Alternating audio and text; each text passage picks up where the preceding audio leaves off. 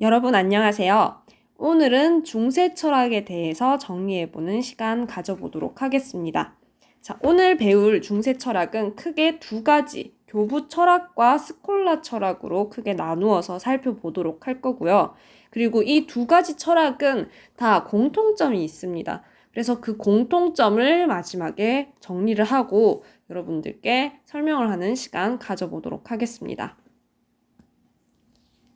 자, 그러면 이 중세 철학이 어떤 배경에서 등장하게 됐는지 이야기를 해보도록 하겠습니다. 이 중세는 키워드가 바로 그리스도교라고 할 수 있습니다. 자, 그리스도교에 대한 이해가 없다면 이 중세의 철학들을 이해할 수가 없겠죠. 물론 여러분들이 세계지리 시간과 세계사 시간에 이 종교에 대한 특성을 어렴풋이나 알고 있을 겁니다. 자, 그리스도교는 일단 유일신 사상을 바탕으로 하고 있습니다. 즉, 유대교의 영향을 받았습니다. 우리 이스라엘이라는 그 곳에서 시작된 이 유대교의 이제 영향을 받아서 등장을 했는데요. 근데 이 유대교의 경우는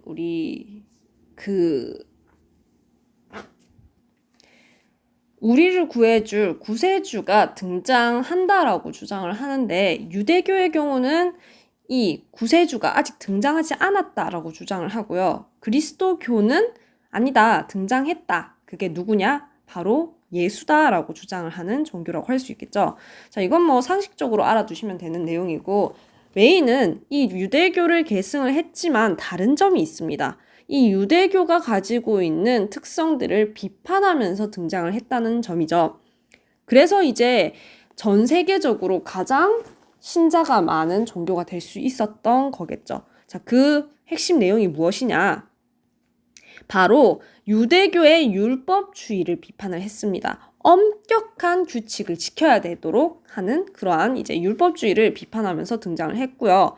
그리고 또 선택받은 민족이라는 사상, 즉 유대교는 유대인들만 선택받았고 유대인들만이 이제 그 신으로부터 이제 구원을 받을 수 있다라고 이야기하는 사상이었죠. 자, 근데 이 유대교를 비판하면서 어떤 사상을 펼쳤느냐? 바로 이 엄격성을 이제 규칙에 너무 초점을 맞췄던 이 사상을 비판하면서 실천할 수 있는 사랑이라는 요소에 강조점을 두면서 사랑의 윤리를 펼쳤습니다. 그리고 또한 선민사상을 비판하면서 모든 민족, 즉 모든 인간이 보편적으로 이제 사랑을 받을 수 있는 그런 이제 보편적 사랑의 윤리를 펼쳐 나갔습니다. 매우 중요한 의라고 할 수 있겠죠.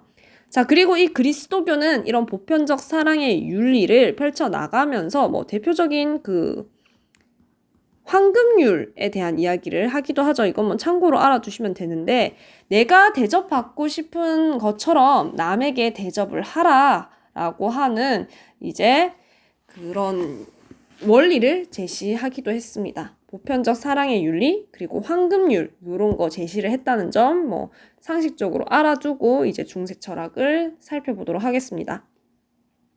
자, 먼저 이 중세 철학의 첫 번째는 이 교회의 아버지, 교회의 이제 근간을 그리스도교를 아주 잘 정립한 인물이 등장하겠죠.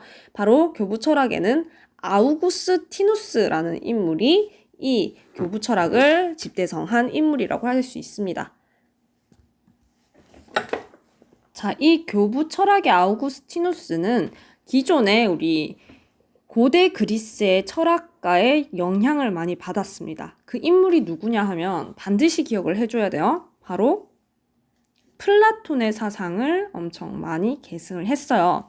자, 그럼 플라톤의 사상 중에 어떤 부분을 가지고 와서 본인의 이제 그 종교에 대한 해석으로 써먹었느냐 한번 이야기를 해봐야겠죠. 즉 그리스도교를 어떻게 체계화 시켰는지 플라톤의 이론을 어떻게 끌어왔는지 한번 살펴보도록 하겠습니다. 자, 플라톤은 일단 이런 주장을 했어요.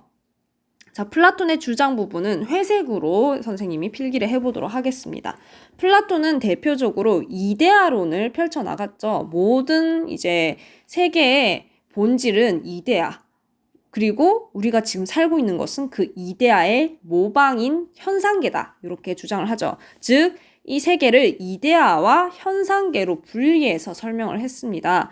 그리고 우리가 그 중에서도 가장 좋은 최고의 선의 이데아를 바로 선의 이데아라고, 최고의 선은 선의 이데아 이렇게 불렀죠. 자, 그러면 이 사상을 어떻게 그리스도교에다가 가지고 왔을까요? 자, 이 사상을 우리 두 개의 나라라는 이제 설명으로 이걸 체계화시킵니다. 그리스도교를 체계화시켜요. 자, 어떤 나라로 이걸 설명을 하느냐? 이데아계, 우리 플라톤, 우리 아테네 학당이라는 우리 라파엘로의 그림 중에 플라톤은 천장을 가리키고 있죠. 하늘을 가리키고 있잖아. 그래서 이 이데아의 세계는 하늘, 바로 천국을 의미한다라고 아우구스티누스는 설명을 합니다. 즉, 천상의 나라, 하늘 위의 나라, 쉽게 말하면 천국이라고 생각하시면 돼요. 하늘의 나라. 자, 그에 반대되게 우리가 살고 있는 이 현상계는 바로 지상의 나라라고 할 수 있겠죠. 땅 위의 나라. 그럼 누가 살고 있을까요? 바로 천상의 나라에는 누가 살까요? 그렇죠. 신이 살고 있습니다. 그리고 우리 아까 플라톤의 사상에서는 최고의 이데아를, 우리 최고의 선을 우리 선의 이데아라고 불렀는데, 천상의 나라에서의 최고 선은 누구냐? 바로 신입니다. 그리고 바로 신이 살고 있는 신의 나라겠죠. 그에 반해서 지상의 나라는 인간이 살고 있는 인간의 나라입니다. 자, 이렇게 두 개의 나라를 제시한 사상가는 아우구스티누스고요. 우리 수능 기출에도 정말 자주 등장하는 대목이라고 할 수 있습니다. 자, 그러면 이제 이 아우구스티누스의 사상을 이제 조금 더 또 플라톤의 입장에서 가지고 온 내용들을 더 살펴보자면, 자, 플라톤의 경우는 덕에 대해서 이야기를 했죠. 근데 그 덕이 4가지 종류가 있었단 말이죠. 그래서 4가지의 이제 덕을 살펴볼 건데, 자, 이성의 기능을 잘 발휘하면 생겨나는 지혜, 그리고 기계 부분에서 생겨나는 용기, 그리고 욕망 부분에서 생겨나는 절제, 그리고 이 모두가 잘 조화되면 생겨나는 정의의 덕을 제시를 했었습니다. 그죠? 자, 근데 이 덕을 이 아우구스티누스도 인정합니다. 그런데 이 덕 외에 다른 덕을 추가로 제시하게 됩니다. 그리고 특히나 이 4가지의 덕은 이 덕으로 다 종합해서 설명할 수 있다라고 설명을 해요. 즉, 이 그리스도교에서 가장 강조하는 덕, 가장 핵심 단어인 우리 사랑이라는 덕으로 이 4가지의 덕을 설명하려고 했습니다. 즉, 지혜, 용기, 절제, 정의는 바로 사랑이다라고 재해석해 나갔어요. 그리고 사랑 이외에도 이제 믿음, 소망과 같은 종교적인 이런 덕목들을 강조를 했습니다. 자, 그러면 이런 다양한 덕들이 있는데 이 덕 중에 이 사랑에 대해서 이야기를 조금만 더 해보도록 할게요. 자, 이 사랑의 특징에 대해서 이야기를 하자면 잘 질서정연한 사랑을 이 우리 교부 철학에서는 주장을 했습니다. 자, 질서정연한 사랑. 그러면 어떻게 질서가 잡혔을까요? 자, 바로 신에게 가까우면 가까울수록 우리가 더 사랑해야 되는 존재라고 할 수 있겠죠. 그러면 신에게 멀어지면 멀어질수록 조금 덜 사랑해야 되는 이제 대상이 될 수 있겠죠. 자, 그러면 신과 동떨어진 존재부터 이야기를 해보겠습니다. 자, 신과 멀리 떨어져 있는 것은 일반적인 이 세계를 구성하고 있는 물질들입니다. 물질들. 자, 근데 이 물질보다는 조금 더 신에게 가까운 게 뭐냐? 우리 인간의 육체예요. 왜냐면 신의 형상을 본따서 만들었기 때문에. 자, 그리고 신에게 조금 더 가까운 게 우리 신이 우리에게 부여해준 이 영혼이 신에게 조금 더 또 근접해요.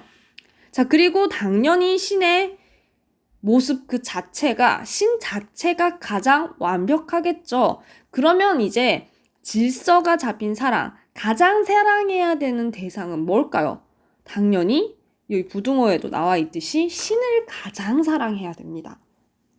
자, 그럼 여기에서 이제 최고의 덕에 대해서도 설명을 해볼 수 있어요. 자, 덕 중에 아까 지혜, 용기, 절제, 정의, 사랑, 믿음, 소망 요런 덕들을 이야기했는데 가장 중요한 덕은 뭘까요?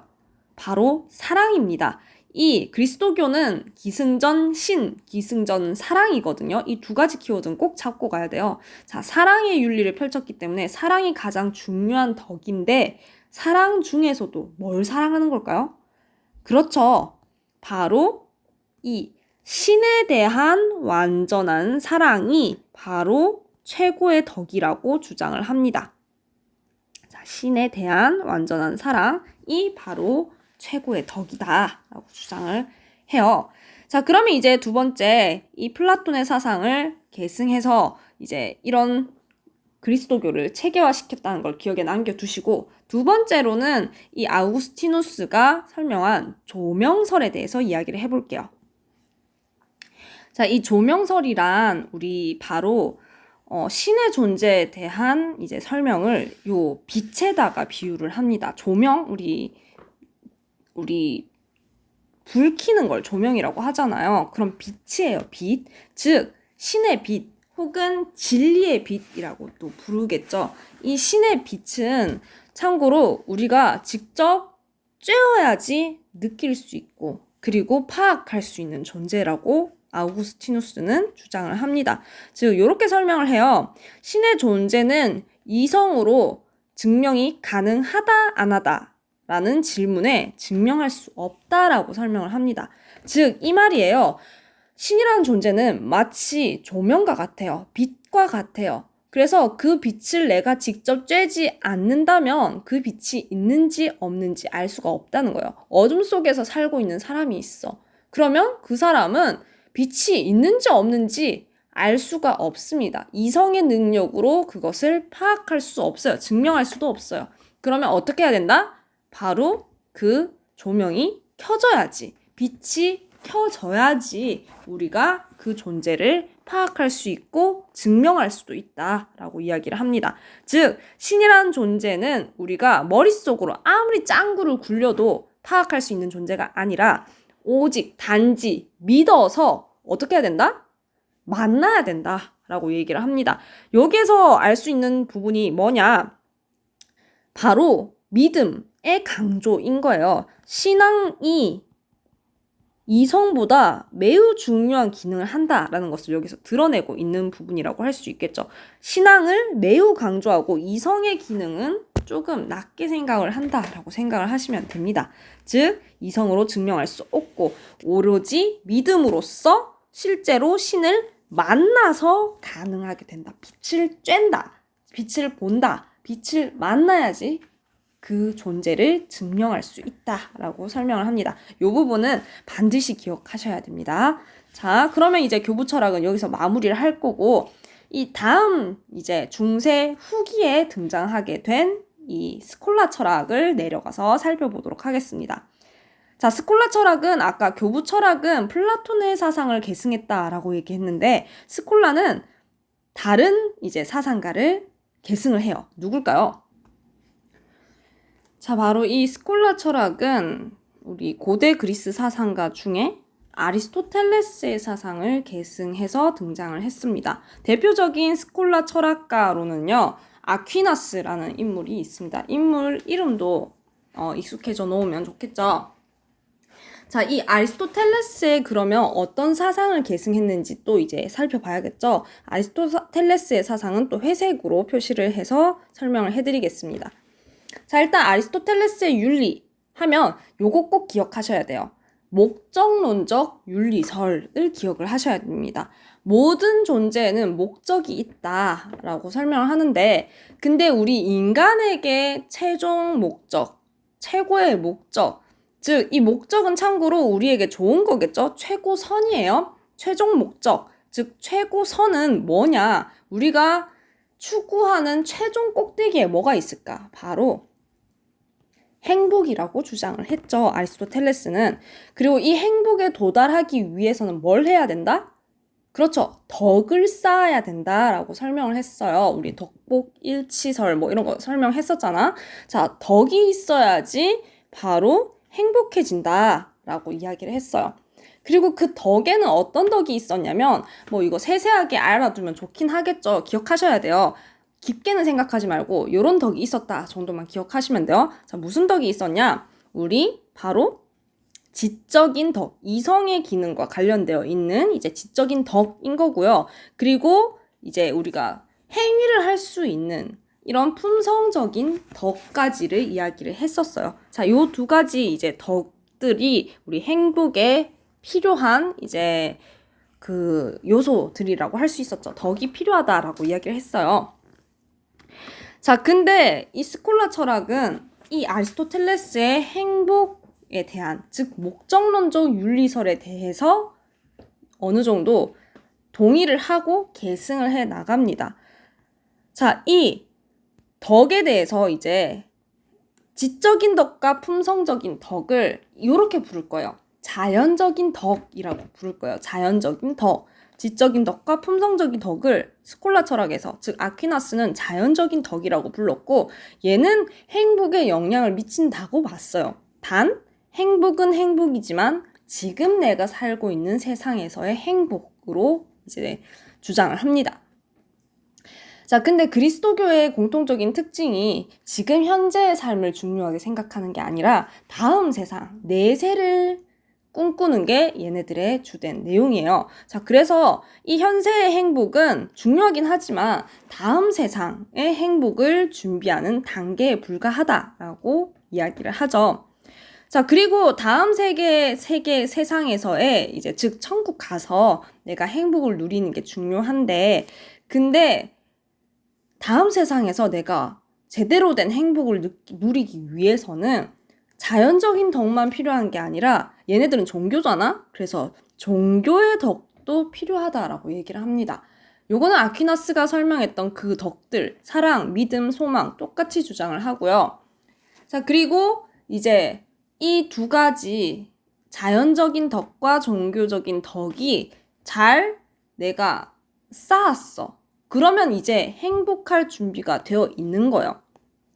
행복해질 준비가 되어 있는 거죠. 즉, 영원한 완벽한 행복으로 이제 나아갈 수 있습니다. 이 영원한 행복은 현재 세계의 행복이 아니고 다음 세상, 내세의 행복이라고 할 수 있겠죠. 즉, 내세의 영원한 행복이 가능해질 준비가 된 거예요. 자, 근데 준비만 된 거고 최종 완성은 누가 해줘야 될까요? 바로 신이 해줘야 됩니다. 왜냐하면 아리스토텔레스에게 최고선은 행복으로 끝났는데 아퀴나스는 행복이 중요한 요소긴 하지만 그 행복은 신으로부터 오는 거다. 최고선은 행복이긴 한데 바로 내세의 행복, 신에게 구원받아서 얻는 행복이라고 얘기를 합니다. 자, 아리스토텔레스를 계승한 부분 요 정도까지 기억을 하시면 되고요. 자, 이제 두 번째로는 이제 법에 대한 이야기를 해보도록 하겠습니다. 우리 신이 우리에게 알려주는 몇 가지 이제 규칙들, 법이 있는데 그 법을 이제 한번 자세히 분석을 해볼게요. 물론 교부 철학에서도 이 법에 대한 이야기를 영 안 하진 않았습니다. 근데 스콜라 철학에서 이걸 체계화시켰다고 보시면 돼요. 자, 법은 4가지 종류의 법이 있습니다. 자, 먼저 가장 중요한 법이겠죠. 그리고 가장 중요한 진리를 담고 있는 법이겠죠. 그럼 누구의 뜻을 담고 있는 법일까요? 그렇죠. 당연히 신이라는 존재가 우리에게 알려주는 이제 법이겠죠. 즉, 신의 그 뜻 자체를 담고 있는 법일 겁니다. 영원법이라고 불러요. 즉, 이 영원법은 바로 신이 뜻하는 바, 신 그 자체라고 생각을 하시면 됩니다. 당연히 신 그 자체니까 영원한 법이고 변하지 않습니다. 신의 뜻 그 자체니까 완전합니다. 완벽해요. 근데 이 영원법을 불완전한 인간이 알 수 있을까요? 인간은 이 영원법을 100% 알지 못합니다. 그러면 이 영원법은 사실상 이름을 지어놨지만 우리 인간이 완벽하게 알 수 없는 법이에요. 자, 그러면 우리가 대충 알 수 있는 법이 뭐냐? 바로 신법입니다. 신법. 신법은 어떻게 하느냐? 종교적인 공부를 하는 사람들은 이제 신의 부름을 받는다는 거야. 그러면 그 부름을 받아서, 즉 신의 계시를 받아서 알게 된 법이 신법입니다. 자, 근데 이런 신의 계시를 받는 일이 쉬운 일인가? 그죠? 쉽지 않아요. 우리는 신의 계시, 종교를 믿는 사람들도 아니고 우리는 일단 그리고 우리는 종교를 믿는다고 해도 그 신의 부름을 받는 게 쉬운 일이 아니야. 그런데 그럼 우리가 법 없이 살았는가? 아니죠. 우리에게 법이 있어요. 그걸 뭐라고 부르느냐? 자연법이라고 부를 겁니다. 이 자연법은 그러면 어떻게 우리가 알게 된 걸까요? 바로 우리가 가지고 있는 이성의 능력을 바탕으로 알 수 있습니다. 이 이성의 능력을 바탕으로 뭘 할 수 있었을까요? 바로 영원법의 일부를 파악한 것이라고 할 수 있어요. 자, 그러면 여기서 의문점이 들죠. 아까 영원법은 신의 의지라서 인간이 알 수 없다고 했는데, 완전하게 알 수 없다라고 했는데, 어떻게 알 수 있었을까? 라는 질문에 이 영원법은 우리 인간이라는 존재는 신이 이게 만들어낸 이제 존재잖아요. 신이 만들어낸 이제 피조물이에요. 자, 그러면 신의 뜻이 어느 정도 우리 몸과 영혼에 담겨 있습니다. 즉, 우리는 자연적으로 태어날 때부터 우리의 경향성으로 들어있어요. 약간 좋아하고 싫어하고 요런 이제 우리의 본성에 들어있습니다. 왜냐면 우리는 신이 만든 존재이기 때문이죠. 자, 그러면 이 본성에 반영되어 있는 영원법을 이성의 능력을 바탕으로, 즉 이 이성도 신이 줬겠죠? 신이 준 이 이성의 능력을 바탕으로 파악해낸 그 내용들이 자연법이라고 할 수 있습니다. 자, 그러면 그 자연법의 구체적인 내용을 한번 이야기를 할게요. 제1원리가 뭐냐면 사실 어렵지 않은 내용이에요. 우리의 본성에 다 들어있기 때문에 당연히 다 수긍을 할 내용입니다. 여러분들 나중에 한 10년 뒤에 혹은 20년 뒤에 20년 넘어가 10년 뒤에 뭐 결혼 안 할 수도 있겠지만 결혼을 할 수도 있잖아. 연애를 할 수도 있고. 근데 연애를 할 때 남자친구 또는 여자친구가 인성이 파탄이 났어. 되게 악해. 사이코패스야. 그런 사람을 만날래? 아니면 되게 착하고 선하고 나에 대한 헌신해주는 진짜 수뇌보 같은 사람을 만날래? 라는 질문에 뭘 고르겠어요? 당연히 후자를 고르겠죠. 착하고 수뇌보 같고 엄청 선한 사람을 우리는 택하게 될 겁니다.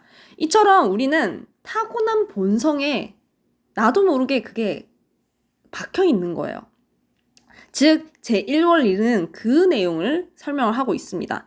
선을 우리가 행해야 되고, 악을 피하는 거예요. 나쁜 그런 것들은 피하고, 선한 것들을 우리가 하려고 노력을 하는, 가까이 하려고 하는 그러한 성향을 우리는 자연법으로 받아들이고, 이 자연법은 우리의 본성에 들어있었던 이제 내용이라고 알 수 있겠죠. 본성에 반영된 내용이라고 할 수 있겠죠. 그리고 영원법의 일부이기도 합니다.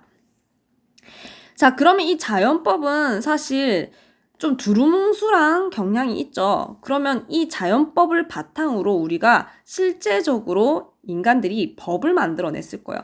자, 선을 행하고 악을 피하라는 되게 두루뭉술해서 뭐가 선인지 잘 모르잖아. 그래서 구체화시킵니다. 악인 살인이죠. 살인을 저지른 자에게는 뭐 몇 년 형을 뭐 선고한다. 이런 실제로 정한 법을 우리가 자연법으로부터 우리가 이제 끄집어낼 수 있겠죠. 자, 그럼 이제 방금 설명한 이 법에 다 상위 법이 뭐가 더 위의 법인지 알 수 있었을 겁니다. 제일 높은 가장 완벽한 법은 영원법이겠죠? 그리고 이 영원법에서부터 이제 나온 게 신법일 거고요. 그 신법의 또 밑에 단계 하위법은 자연법이고, 그리고 그 자연법보다 또 하위법이 인간법입니다. 즉 영원법, 신으로부터 멀어지면 멀어질수록, 아래로 내려가면 내려갈수록 불완전함이 증가하겠죠. 올라갈수록 완전한 법이라고 할 수 있겠죠. 영원하고 불변하는 법이 될 겁니다. 위로 올라갈수록. 자, 그러면 이제 요 법 내용까지 살펴봤으면, 자, 스콜라 철학의 마지막 이제 세 번째 파트 내용을 살펴보도록 하겠습니다. 자, 바로 신앙과 이성의 관계에 대한 이야기를 해보도록 할 건데요. 자, 앞서서 교부 철학대에도 이야기를 했습니다. 자, 우리 조명설 이야기하면서 이야기를 했는데 이 신앙과 이성의 기존의 교부 철학 때는 이성을 좀 거의 내팽겨치다시피 했어요. 근데 스콜라 철학에서는 이제 이 이성도 인간이 가지고 있는 능력인데 신이 준 거니까 이것 또한 소중하다라고 얘기를 합니다. 그래서 신앙과 이성을 조화시키려는 노력을 해요. 자, 그러면 이 신앙과 관련된 부분이 바로 이제 요 내용을 이야기하고 넘어가야겠네. 자, 이 신앙과 이성을 조화시키려고 이야기를 했고요. 자, 그리고 이성의 능력을 교부 철학에 비해서는 조금 더 강조를 하게 됩니다. 그래서 주장하게 된 게 요 내용이에요. 자, 신의 존재는 이성으로 증명 가능할까, 가능하지 않을까라는 질문에 교부 철학, 앞에 배웠던 교부 철학은 이성의 능력 중요하지 않고, 그리고 인간은 신을 직접 만나야지만 그를 존재를 증명할 수 있다라고 설명을 했는데, 이 스콜라 철학은 이성의 능력을 조금 더 중요하게 생각해 주면서 신의 존재를 증명할 수 있다. 이성의 능력으로 증명할 수 있다라고 설명을 합니다. 요거 정말 중요한 포인트죠. 빨간색으로 다 적혀 있죠. 자, 요거 꼭 기억을 하셔야 돼요. 자, 그리고 이제 이 신앙은 당연히 믿음과 관련된 내용이고요. 그리고 신학으로 정리가 될 수 있겠죠. 신에 대한 학문으로 정리가 될 수 있을 겁니다. 자, 그리고 이 이성은 우리가 철학과 연관 지어서 생각을 해볼 수 있겠죠. 자, 그럼 이 스콜라 철학의 경우는 스콜라는 참고로 이 신학과 철학의 조화를 강조를 했습니다. 단, 여러분들 헷갈려서는 안 되는 게 그럼에도 불구하고 교부 철학에 비해서 이성을 조금 강조해 주긴 했지만 이성으로 신을 파악할 수 있다고 해주긴 했지만 그럼에도 불구하고 얘네들은 그리스도교고 종교기 때문에 바로 신학이 더 중요하다라고 얘기하는 점에서는 교부 철학과 차이점이 없습니다. 둘 다 신학을 더 중요하게 생각을 해요. 다만 이성의 능력을 조금은 위상을 살짝 올려준 걸 뿐이에요. 자, 요거 기억을 해두시고 스콜라 철학은 마무리를 하겠습니다. 자, 그러면 여기서 끝내느냐? 절대로 아니에요. 정말 중요한 요소, 원래는 교부 철학과 스콜라 철학 각각의 선생님이 한 번씩 다 써야 되는 내용인데 너무 번거롭잖아. 그리고 계속 비교하면서 보기 힘드니까 공통분모, 중요한 공통분모 부분을 선생님이 따로 빼서 지금 설명을 해드릴게요. 자, 공통점은 요 위에다가 기록을 한번 해보도록 할게요. 자, 방금 설명했다시피 이 중세 철학은 그리스도교라는 종교적인 색채가 강합니다. 그래서 신앙과 이성의 이제 우위를 따지면 반드시 신앙이 중요하다라고 얘네들은 모두 다 동의를 합니다. 물론 교부 철학은 이성을 완전 낮게 생각을 하지만 스콜라는 그래도 이성을 조금 중요하게 생각해서 신의 존재를 이성으로 파악 가능하다라고 주장을 한 점은 차이점이에요. 기억하셔요. 자, 그리고 공통점이 얘네들 둘 다 지금 현재의 삶을 중요하게 생각한 게 아니라 다음 세상, 내세를 강조했다는 점에서 다음 세상을 강조했다는 신을 만나는 다음 세상을 강조한 거 기억을 하셔야 됩니다. 공통점이에요. 자, 그리고 또 위에서 설명했다시피 보편적 사랑의 윤리, 기승전 사랑 주장하는 사랑의 윤리 펼친 이제 사상이고요. 그리고 요거는 한 번쯤 자세히 이야기를 좀 하고 넘어가야 될 것 같아요. 자, 악이라는 것은 선이 결여된 것이다 라고 이야기를 합니다. 즉, 악은 신이 만들었을까라는 질문에 이 그리스도교는 아니다 라고 얘기를 합니다. 악은 신이 만들어낸 게 아니라 신의, 우리 교부 철학의 입장에서 설명을 해보면 신의 빛을 쬐지 못한 어둠과 같은 것이다. 즉, 빛이 없는 부분을 어둠이라고 하듯이 선이 없는 부분을 악이라고 부른다. 자, 그러면 이 악이라는 존재는 신이 만든 존재가 아니고 그런 신이 만들어낸 존재 그런 게 아니다. 악의 존재 근거는 신이 아니다. 라는 거 기억을 해주시면 되겠죠. 자, 이 부분 중요한 포인트예요. 나중에 또 진하게 밑줄 그어 드릴게요. 자, 그리고 다음으로 요거 정말 중요하죠. 아예 색깔도 빨간색으로 선생님이 제시를 했어요. 자, 그러면 완전한 행복. 우리가 행복하려면 어떻게 해야 될까? 라는 질문에 물론 교부 철학과 스콜라 철학이 주장하는 그 과정이 조금씩은 달라요. 자, 근데 공통점은 결국은 신의 은총이 필요하다라는 점에서는 공통점이에요.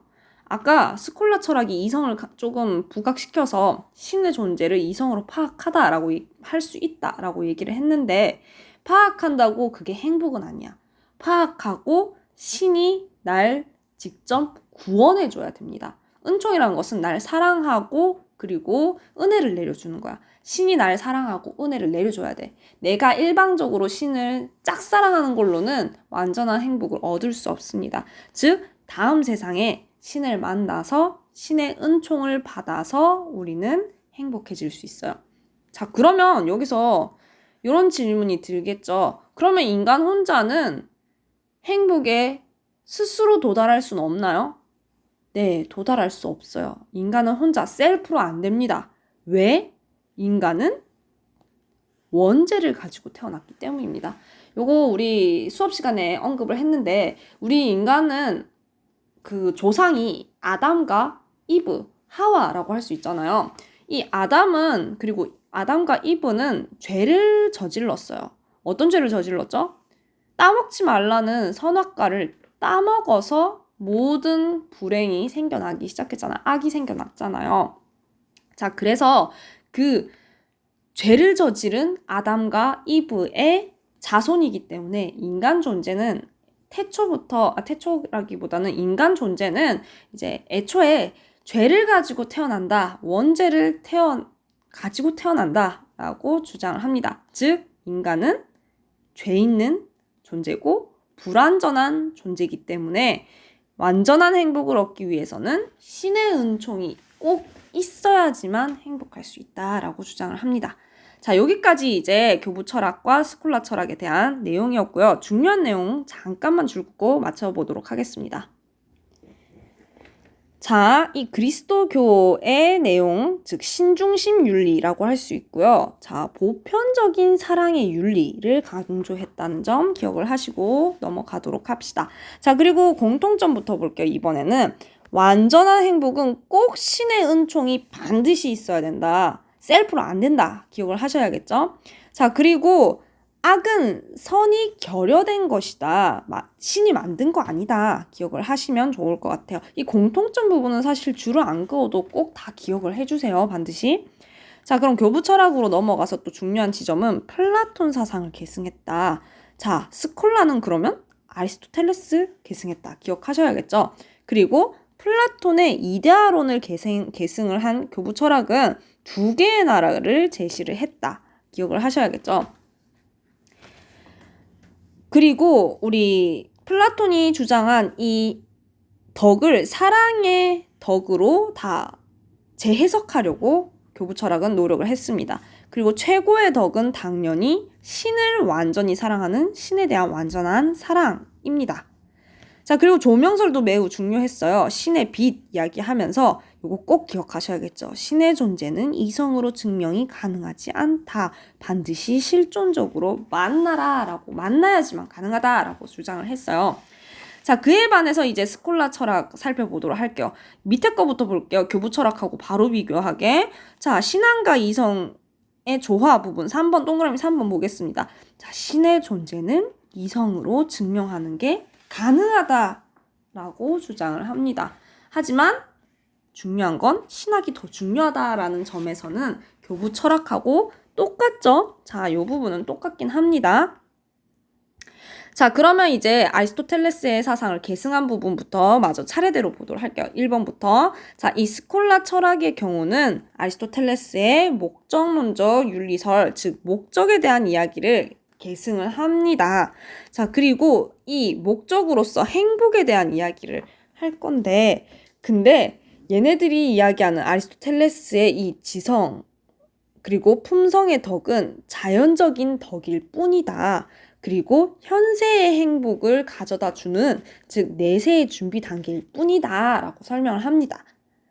자, 그러면 이제 완전한 행복을 위해서 어떻게 해야 되느냐? 종교의 덕을 쌓아야 된다라고 이야기를 하고요. 자, 근데 그걸로 끝이냐? 그것도 아닙니다. 바로 신으로부터 은총을 받아야지 다음 세상에 영원한 행복이 가능합니다. 자, 요거 기억하셔야겠죠?